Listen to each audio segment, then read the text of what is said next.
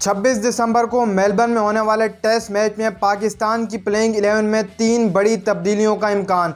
इसके अलावा जो एक्सिबिशन मैच पेशावर में करवाया जा रहा है उसके क्या फ़ायदे हैं, उससे क्या होगा, क्या क्रिकेट वापस आ जाएगी पेशावर में, इन दोनों जो है वो रिपोर्टों को एक साथ कवर करने जा रहे हैं। सबसे पहले जो है वो बात कर लेते हैं टेस्ट के हवाले से। आप सबको पता है कि पहला टेस्ट जो है वो पाकिस्तान बुरे तरीके से हारा। वो जो है वो तकरीबन काफ़ी रन से पाकिस्तान हारा, मुंह से भी नहीं बोला जाता बार बार, तो वहाँ तो हार गया। अब मेलबर्न का दूसरा टेस्ट है, उसको जीतना जो है वो बहुत ज़्यादा ज़रूरी है, नहीं तो शान मसूद के ऊपर भाई साहब हर तरफ से तीर ही चलेंगे कि शान मसूद ऐसा कैप्टन, इसको बनाना नहीं चाहिए था। तो सबसे पहले शान मसूद तो अभी सोच रहा होगा कि यार एक टेस्ट खाली, दूसरा जीत जाऊँ, तीसरा भले हार जाऊँ। तो अब प्लेइंग 11 में 3 बड़ी तब्दीलियाँ किस तरीके से होने वाली हैं, कौन इन होने वाला है, ये मैं आपको जो सबसे पहले बता देता हूँ। आप सबको पता है कि कुरम शहजाद इंजर्ड हो चुके थे, उनको पेन हुआ था पसली में, वो भी उनको ज़्यादा ओवर जो है वो चलवाया गया था, ज़्यादा टाइम उनसे बॉलिंग करवाई गई थी क्योंकि शाहीन शाह अफरीदी तो विकेटें नहीं निकाल रहे थे। तो फिर भाई मजबूरी थी शान मसूद की, खुरम शहजाद को मंड के रखा, जिसके चलते वो भाई साहब खुरम शहजाद भी इंजर्ड हो गए। फिर अब तो वो घर आ जाएगा, उसकी जगह रिप्लेसमेंट कौन करेगा, प्लेइंग 11 में कौन आएगा। तो 2-3 नाम जो हमारे सामने आ रहे हैं। 3 नाम आप सबको पता है कि मोहम्मद वसीम जूनियर भी है, हसन अली भी है और दूसरी तरफ मीर हमज़ा भी है। लेकिन अगर यहाँ पर देखा जाए तो मोहम्मद वसीम जूनियर का तो कहीं ना कहीं पर मुश्किल है। हसन अली आ सकते हैं और आपके Mir Hamza left handed bowler हैं, तो कहीं ना कहीं उनका मुश्किल है क्योंकि शाहीन शाह अफरीदी एक लेफ्ट हैंडेड बॉलर हैं मौजूद हैं। तो उनके चलते वो दो शायद फास्ट बॉलर जो खब्बे हाथ से बॉलिंग डालें, उनको जो है वो शायद ना रखा जाए। कहीं ना कहीं पर मैं समझता हूं कि यहां पर हसन अली को जो है वो आना चाहिए आपके खुरम शहजाद की जगह। लेकिन खुरम शहजाद ने काफ़ी बेहतरीन बॉलिंग की थी, उनका बनता नहीं था कि खुरम शहजाद की जगह कोई है। चलो जो भी है, ये भी एक हो गया। इसके अलावा आप सबको पता है कि साजिद जो अली हैं लेफ्ट आर्म बॉलर हैं, बड़ी ज़बरदस्त जो है वो स्पिन कराते हैं। उनके हवाले से खबर आ रही है कि उनको जो प्लेइंग 11 में शामिल किया जाएगा। अबरार अहमद भी इंजर्ड हैं, खुरम शहजाद भी बाहर चला गया, शाहीन शाह अफरीदी की भी सही खबर नहीं है। ऊपर अगर देखें तो साजिद अली का तो कोई पक्का नहीं है कि उनको खिलाया नहीं खिलाया जाए, लेकिन एक बेहतरीन स्पिन बॉलर हैं। फिर नोमान अली भी आपके पास मौजूद हैं, काफ़ी ज़बरदस्त टेस्ट क्रिकेट खेल चुके हैं, क्या पता साजिद अली की तरफ ये जाएँ कहीं ना कहीं। इसके अलावा आप सबको पता है कि सरफराज अहमद के हवाले से खबर आ रही है कि सरफराज अहमद को बिठा दिया जाएगा इस टेस्ट मुकाबले के अंदर। दर हकीकत देखा जाए तो सिर्फ 7 रन ही जो है वो सरफराज अहमद ने अपनी बल्ले से किए, कोई लंबी इनिंग नहीं खेल पाए।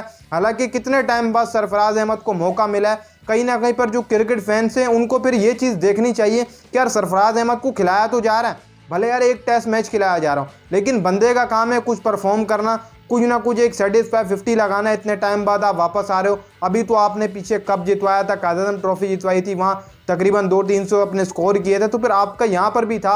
अगर आपकी बैटिंग लाइनअप उस तरीके से पूरे तरीके से फिट थे आप, तो यहाँ पर भी जो है वो कर सकते थे।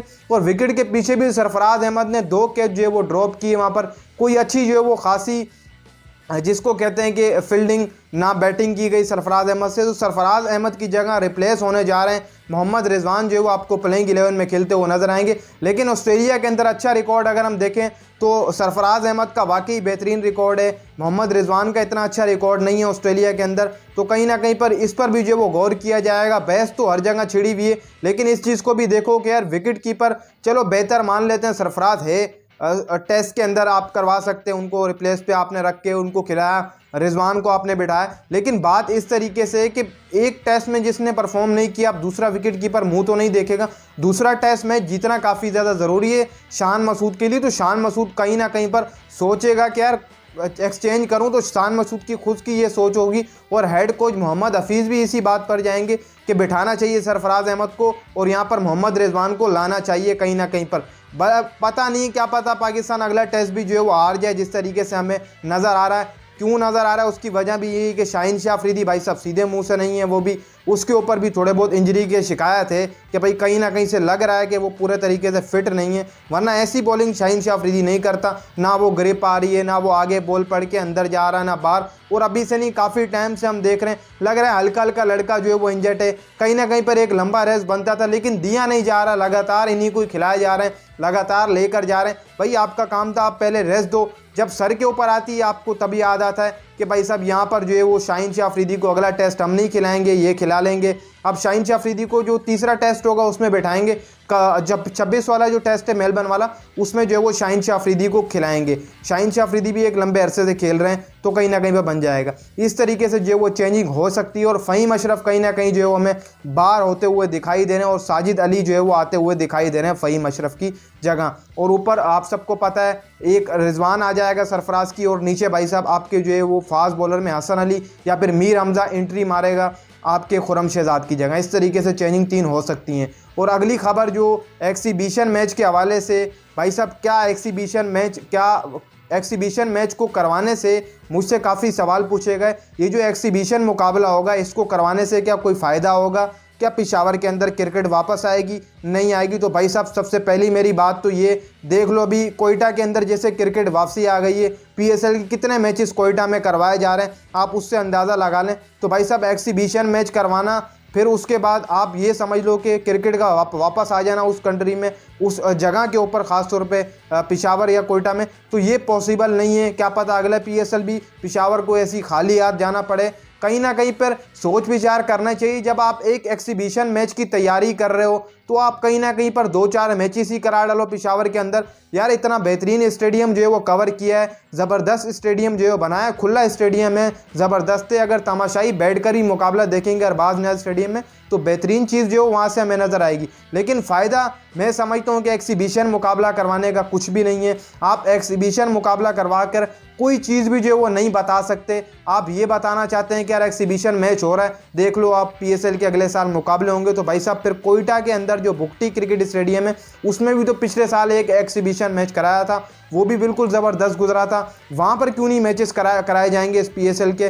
तो यहाँ पर भी यही होगा कि पिशावर वालों को सिर्फ और सिर्फ थोड़ा सा एक मुंह दिखाया जा रहा है कि भाई साहब ये देख लो क्रिकेट आ गई है, क्रिकेट बहाल हो चुकी है, ना कोई फॉरेजन बंदा आकर खेलेगा। बस यही लड़के होंगे जो पाकिस्तानी लड़के, पिछले साल जैसे शाहिद अफरीदी पिशावर में आ गया था और 3-4 लड़के ऐड कर दिए थे कोयटा के अंदर, पिशावर के अंदर उमर अकमल और 2-4 लड़के आ गए थे। एक्सिबिशन मैच बस इसी तरीके से होगा, ना कोई फॉरेजन प्लेयर। हालांकि बनता है कि यार चलो आप एक्सिबिशन मैच भी करा लो, चलो कोई मसला नहीं, एक्सिबिशन एक मैच हो रहा है, क्या पता अगले साल आप पूरे मुकाबले ले आओ पिशावर के अंदर। एक एक्सिबिशन मुकाबला भी कहीं ना कहीं मेरे हिसाब से अगर हो रहा है तो भाई फॉरेजन प्लेयर तो आने चाहिए ना उसके अंदर एक दिन के लिए। क्या फॉरेजन प्लेयर कोई आने से मना करेगा?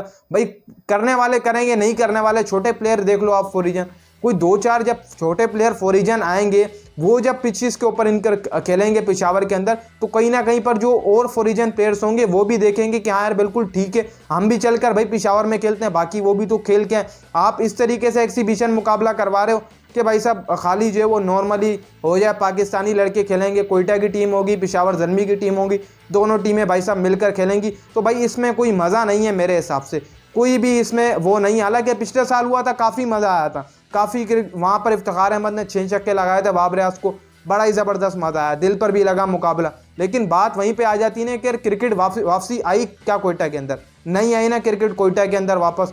उनका भी ग्राउंड था, वहाँ पर भी एक्सिबिशन मैच इसी वजह से कराया था कि यार देखो भाई हम क्रिकेट को आहिस्ता आहिस्ता हर शहर के अंदर बहाल कर रहे हैं, कोयटा के अंदर ले आए, अब अगले साल कोयटा के अंदर भी मैचेस होंगे। तो भाई ऐसा कुछ भी नहीं किया इन्होंने, ना कोयटा के अंदर दोबारा इन्होंने मैच कराया, बस एक्सिबिशन मैच वैसी खुश करने के लिए कि भाई एक्सिबिशन मैच एक आ गया, आप इसमें देख लो, क्या पता अगले साल भी पिशावर के अंदर मैचेस ना हो। खाली एक्सिबिशन मैच का एक दिखावा रहता है कि भाई एक्सिबिशन मैच जो है वो हम करा रहे हैं, देख लो नुमाइशी मुकाबला है, तो इससे कुछ भी नहीं बनता। आप पीएसएल के 2-4 मुकाबले डायरेक्ट करवाओ तो तब जो है वो बात बनती है, एक्सिबिशन मैच कराने से कोई भी जो है वो फ़ायदा नहीं है। तो दोस्तों ये अपडेट दो मैंने आपको शेयर की, और एक्सिबिशन मैच जो है वो हो सकता है कि जनवरी के शुरुआत या फिर एंड में जो है वो एक्सिबिशन मुकाबला करवा दिया जाए। ये पिशावर अरबाज नियाज़ स्टेडियम में तो बहुत मुश्किल हो, हयाताबाद का जो स्टेडियम है उसके अंदर जो है वो कहीं ना कहीं पर सोचा जा रहा है कि वहाँ करा दी, क्योंकि अरबाज नियाज़ स्टेडियम के अंदर पूरे तरीके से भी काम नहीं हो, जो अंदर की साइड है, ड्रेसिंग रूम की साइड है, वहाँ पर जो बैठने की जगह है अंदर उस तरफ और भी मसले मसाइल जो